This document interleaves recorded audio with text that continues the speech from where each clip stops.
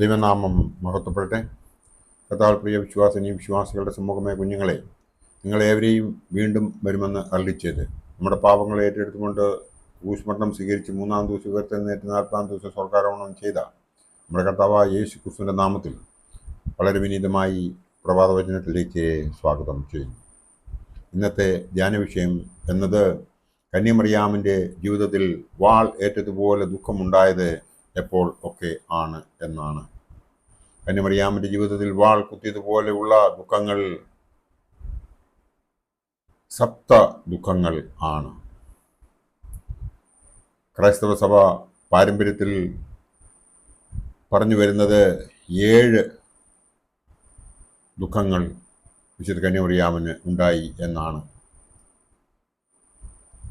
ശിമോൻ പ്രവാചകൻ കുഞ്ഞ് യേശുവിനെ കണ്ടപ്പോൾ പറഞ്ഞ വാക്ക് പ്രകാരം ലൂക്കോസ് എവൻഗേലിസ്റ്റ് രക്ഷാസുവിശേഷം 2-ാം അധ്യായം 35-ാം വാക്യം, എൻ്റെ ആത്മാവിലൂടെ വാൾ കടന്നു പോകും എന്നത് മറിയാമിൻ്റെ ജീവിതത്തിലെ വലിയ വേദനകൾ സൂചിപ്പിക്കുന്നു എന്ന് നമുക്ക് കാണുവാൻ സാധിക്കും.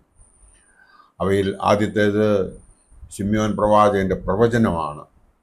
ലൂക്കോസ് എവൻഗേലിസ്റ്റ് രക്ഷാസുവിശേഷം 2-ാം അധ്യായം 25 മുതൽ 35 വരെയുള്ള വേദഭാഗം നാം നോക്കുമ്പോൾ കുഞ്ഞ് യേശുവിൻ്റെ ഭാവിയിലെ വേദനകളും അമ്മയ്ക്ക് ഉണ്ടാകാവുന്ന ദുഃഖവും അറിയിച്ച പ്രവചനമാണ് ആദ്യത്തെ വാളായി അവളുടെ ഹൃദയത്തിലൂടെ കടന്നുപോയത്. അവൾക്ക് ഏറ്റവും ദുഃഖമുണ്ടായ സമയം.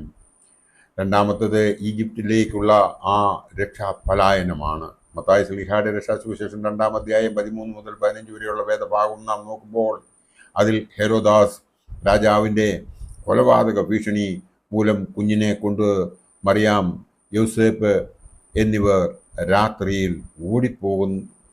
പോകേണ്ടി വന്ന ആ സംഭവം ആണ്. മൂന്നാമത്തത് 12-ാം വയസ്സിൽ യേശു മന്ദിരത്തിൽ കാണാതായതാണ്. ലൂക്കോസ് എവൻഗേലിസ്റ്റ് രക്ഷാസുവിശേഷം 2-ാം അധ്യായം 41 മുതൽ 50 വരെയുള്ള വേദഭാഗം വായിക്കുമ്പോൾ നമുക്ക് അത് മനസ്സിലാക്കുവാൻ സാധിക്കും.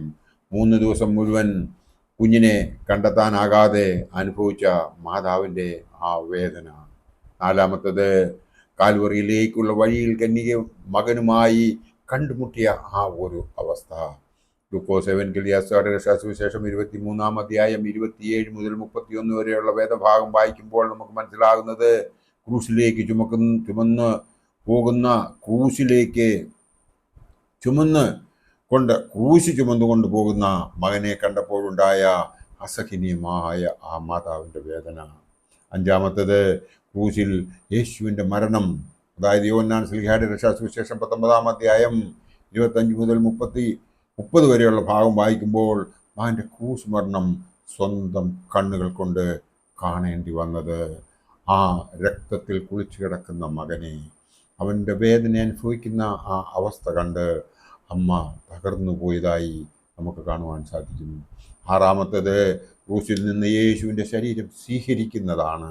ലൂക്കോസ് എവൻഗേലിസ്റ്റ് രക്ഷാസുവിശേഷം 23-ാം അധ്യായം 53-ാം വാക്യത്തിൽ പ്രകാരം പറയുന്നു, മരിച്ച മകൻ്റെ ശരീരം കൈകളിൽ പിടിച്ചെടുക്കുമ്പോഴുണ്ടാകുന്ന ഹൃദയഭേദകമായ ആ വേദന, അത് ഒരു അമ്മയ്ക്ക് മാത്രമേ മനസ്സിലാക്കുവാൻ സാധിക്കുകയുള്ളൂ.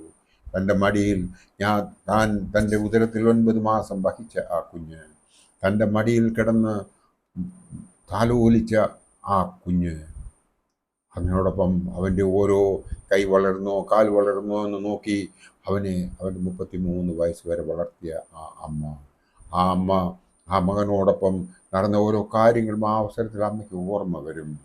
ഏഴാമത്തേത് എന്ന് പറയുന്നത് യേശുവിനെ അടക്കം ചെയ്യുന്നത്. ലൂക്കോസ് എവൻഗേലിസ്റ്റ് രക്ഷാസുവിശേഷം 23-ാം അധ്യായം 55-56 വായിക്കുമ്പോൾ നമുക്ക് മനസ്സിലാകുന്നത് മകനെ ശവകുടീരത്തിൽ വെച്ച് വേർപെടേണ്ടി വന്ന ആ അവസാന ഘട്ടം.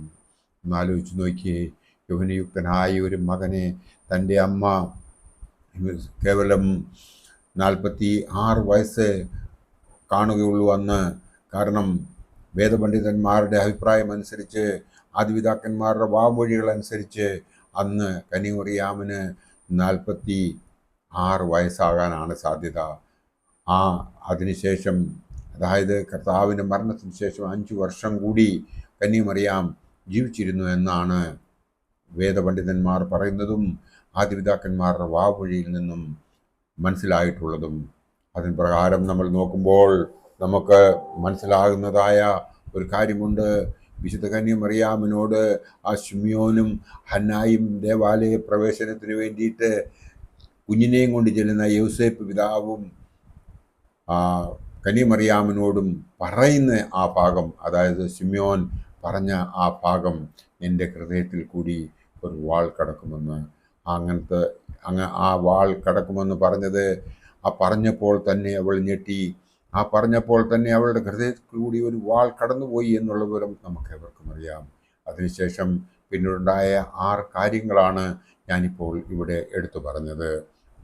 ഇന്ന് ഒരു പ്രസംഗം കേൾക്കുവാൻ ഇടയായപ്പോൾ ബഹുമാനപ്പെട്ട വികാരിയച്ഛൻ ഇന്ന് 4 കാര്യങ്ങൾ നമ്മോട് പറഞ്ഞു. ബാക്കിയുള്ള കാര്യങ്ങൾ പിന്നീട് എപ്പോഴെങ്കിലും പറയാമെന്ന് അച്ഛൻ പറഞ്ഞു. കാരണം സമയപരിമിതി വെച്ച് വേറെ ചില കാര്യങ്ങൾ കൂടി ആ പ്രസംഗത്തിൽ ആഡ് ചെയ്തതുകൊണ്ട് ബഹുമാനപ്പെട്ട അച്ഛൻ 4 കാര്യങ്ങൾ പറഞ്ഞു. എന്നാൽ നാളത്തെ എൻ്റെ വിഷയത്തിന് ഞാൻ നേരത്തെ തന്നെ തയ്യാറാക്കി വെച്ചിരുന്നത് കൊണ്ട് ഇന്ന് ഇത് പറയുന്നു.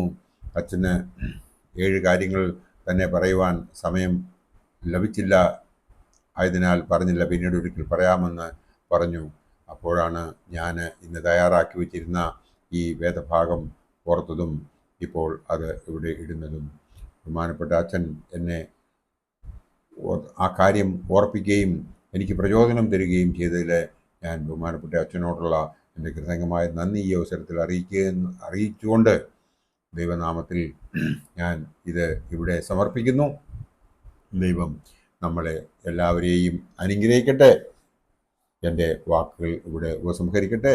നന്ദി, നമസ്കാരം.